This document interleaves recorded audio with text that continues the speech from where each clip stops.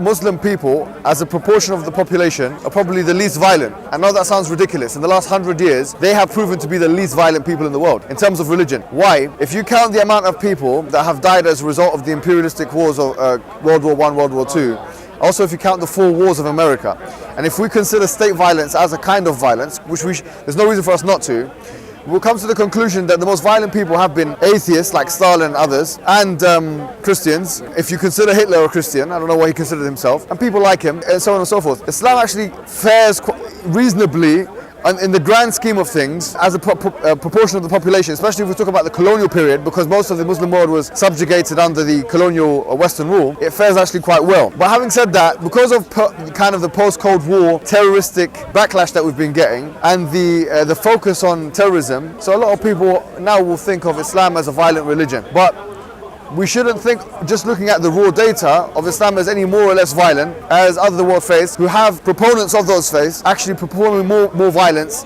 in the span of the last 100 and 150 years than Muslims.